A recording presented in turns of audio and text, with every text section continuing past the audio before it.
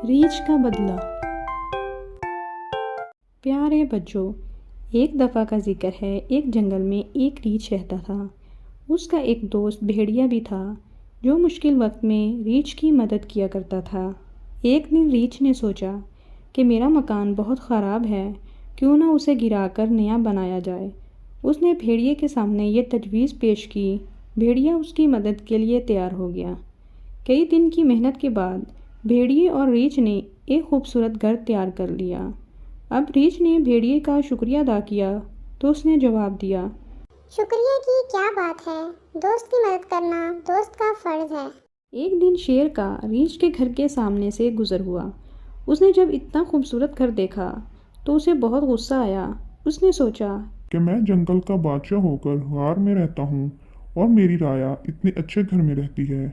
ये सोचकर उसने रीछ के घर को तहस नहस करने का फैसला कर लिया। वो हाथी के पास पहुंचा और उसे रीछ के घर को तबाह करने का हुक्म दिया। हाथी शेर से बहुत डरता था, लिहाजा फौरन राजी हो गया। उसने रीछ के घर को अपने भारी पांव तले दबाकर तबाह कर दिया। रीछ को इस बात पर बहुत अफसोस हुआ। उसने दिल में इरादा कर लिया कि मैं शेर से बदला ज़रूर लूँगा। एक दिन रीछ जंगल के करीब एक कस्बे में घुस गया। वहाँ एक मिदारी ने उसे देख लिया और रीछ को पकड़ने का इरादा कर लिया।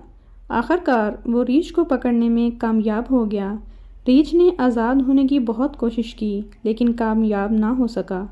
आखिरकार सोचकर बोला, अरे इंसान, अगर तुम मुझे छोड़ दो तो मैं तुझे एक मोटा ताज़ा शेर ला दूंगा। मिदारी ने कहा, आजकल तो इंसान पर एतबार नहीं किया जाता, मैं जानवर पर कैसे एतबार करूं?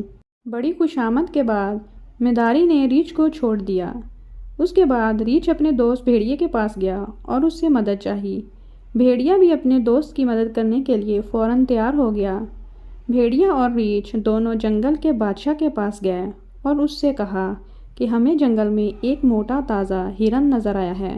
हमने सोचा हम आपको पैगाम पहुंचा दें। हिरन का सुनते ही शेर के मुंह में पानी भर आया। शेर ने कहा, तुम लोग मुझे वहाँ ले चलो। वो दोनों शेर को लेकर चल पड़े। वो दोनों शेर को उस जगह पर ले गए जहाँ जाल बिछा हुआ था। रीछ और भेड़िए को जाल के बारे में पता था, इसलिए वो दोनों बचकर निकल गए, मगर शेर जाल में फंस गया।